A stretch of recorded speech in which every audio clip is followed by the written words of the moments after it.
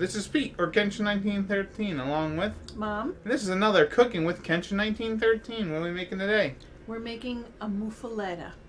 A muffuletta is a specialty sandwich, and we just found out about it when we were lucky enough to have a trip to New Orleans. And one afternoon we decided to go to this central grocery store, and we had heard about this muffuletta sandwich, and so we went to this store. I don't know how many thousands they sell in a week, and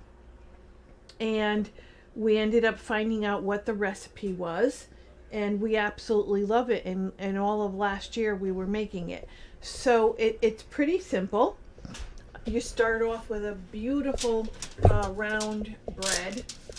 Now, if you can't find something this big, you can actually use hard rolls bread and make individual muffulettas. Right, and now the original muffuletta recipe actually is an Italian loaf, but it has sesame seeds on top. Sesame seeds, and what we found out is that they have a special bakery down in New Orleans that does all of their breads for them, so it's kind of a specialty bread. Right. So the meats that we're going to put in are salami, ham, Swiss cheese, provolone, and mortadella. Mortadella is a cold cut that is very similar to a bologna, except it has a little bit more flavor to it. It has some pepper in it, and it just tastes great. And the star of the show is this olive salad, and you could see inside here there's green olives, there's cauliflower, there's carrots, there's oil, other olives, there's celery, Kalamata olives, peppers, capers, and pepperoncino is the little peppers. Now you can get this actually quite easy. So on our second time of having this sandwich down in New Orleans, we went back to Central Grocery to get the sandwich, and then I ordered this and had it shipped to our home. But you can also buy this online, and they'll ship it straight to your home as well. Now, in the in-between time, I had been out shopping, and I ended up seeing this brand, and it said Muffuletta. So I said, oh, gee, let me get it. And you could see it's much, much different, much more fine than the original. Now, if you can't find these and you don't want to order it online, you could actually make it yourself. So this is a giardiniera. You can get this in most grocery stores, in the Italian where they sell all the olives and things like that. And so this has the cauliflower, it has the pepper, has the celery and the carrots, and pepper, I think I said.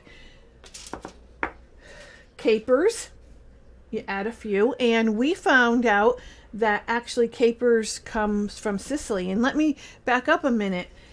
This muffuletta is actually a Sicilian sandwich. We found out when we were there some of the history of New Orleans, and a lot of immigrants from Italy, especially Sicily, ended up when they migrated over, actually landed in New Orleans and stood there. So they brought, of course, lots of their customs. So the capers, green olives with the pimentos in them, and Kalamata olives are the olives that you can find on a salad bar in a store, and they're the ones that are kind of like purplish. They have a stronger flavor than a black olive or the green olives. Yeah. So you could put this stuff in a food processor, chop it up a little bit smaller than what we have right here, and add olive oil to it, and you'll get pretty close. So here we are with our beautiful bread. We're gonna cut this in half. Now, part of making the muffuletta is preparing everything, layering it all up, and actually it tastes much better the longer it sits. So we definitely want to do it so it stays overnight and then have it for the morning or tomorrow afternoon for lunch. And pressing it down. So Peter will talk to you about, you had to see, we would take pans, our cast iron pan, put it on top and put a covered brick on top of it, so that you're squishing everything down so that all those flavors meld together. Right. And you're going to squish it for at least an hour. And then you're gonna wrap it up and put it in the fridge. But anyways, and as I mentioned before, we've done it where we have done individual sandwiches on a sesame hard roll, and it's very good as well. And we press those down as well. Because we did it for like an individual party, for a party, and they were. You could take them and cut them up in the smaller pieces. Yeah. So how they actually serve this to you, as you're not going to get a whole loaf as a sandwich. No, not this one.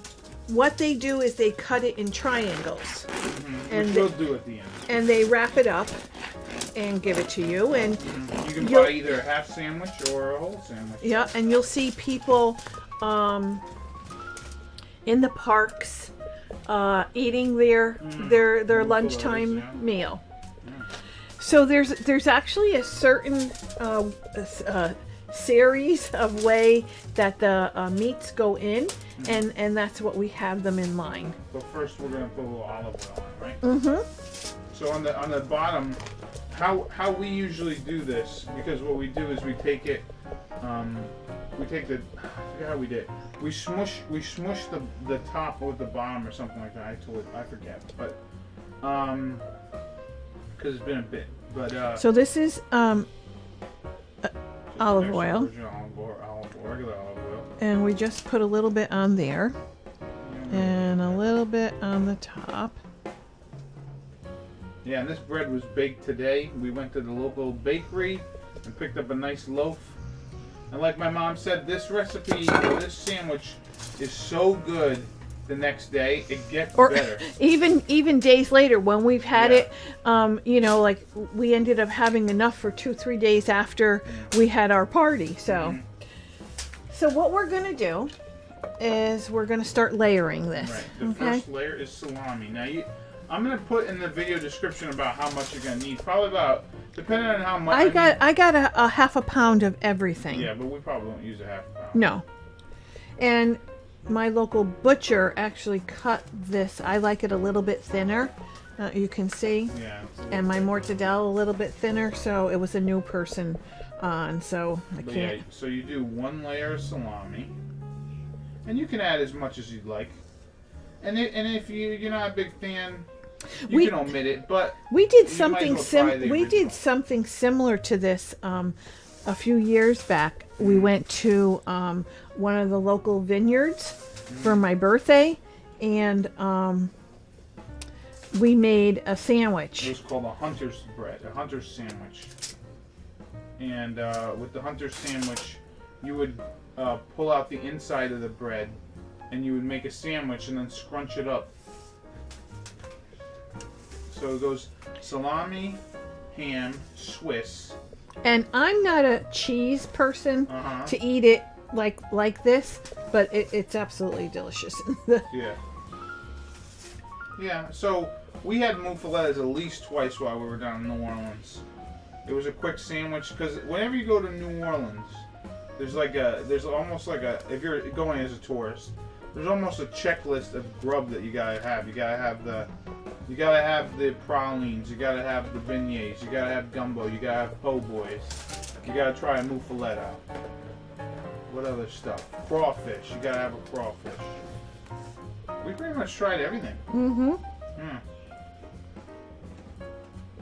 And you can see how big mortadella comes. Yeah, So it very almost takes up your whole bread. Right, and don't be afraid, again, to be liberal with it if you'd like. Okay, so now we've layered all of our meats and cheeses, and we're going to dig into our jar of muffuletta mix. And I'm going to be using my fingers, which are clean. Yeah. And we're going to start pushing this around. And I will break up any large olives. Yeah. Now let me tell you that alright, so the first time we saw muffuletta, honestly, was on America's Test Kitchen. They were talking about it. That's where we were like, this was before we went down to New Orleans, and we were like, oh man, we gotta try that. When we went down there, I was like, no, I don't want to have that olive salad stuff that's on it because it sounds gross. But honestly, I didn't like it.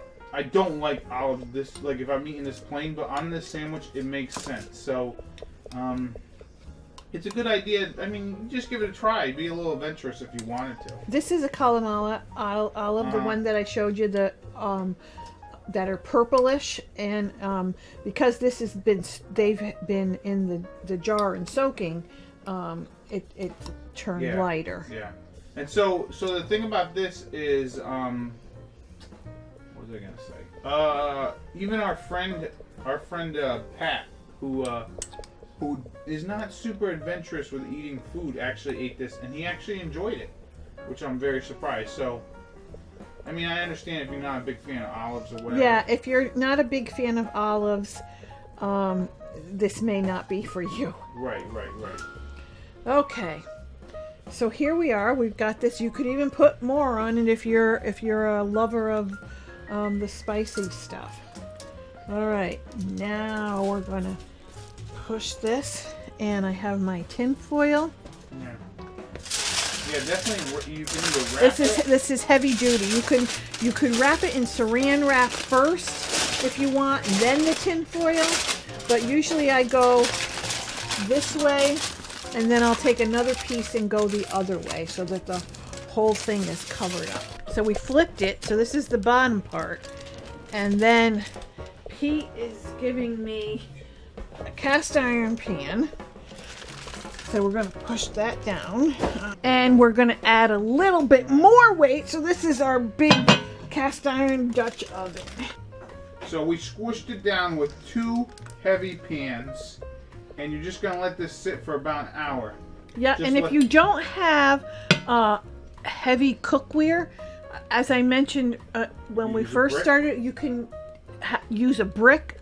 Heavy book, cover it in tin foil, so you don't want it to get ruined or anything, and just do the same thing that we're doing. Right.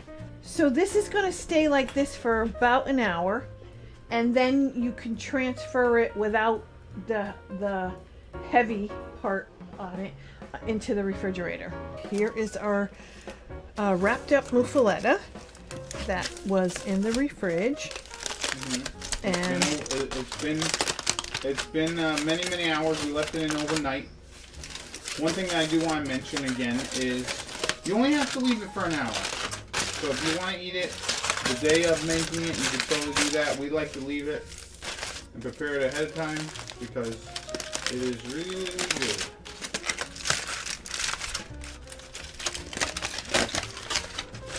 And look at that thing. Looks good. Okay. So, the best thing to do is to cut it in half and then do triangles off of it. Mm-hmm.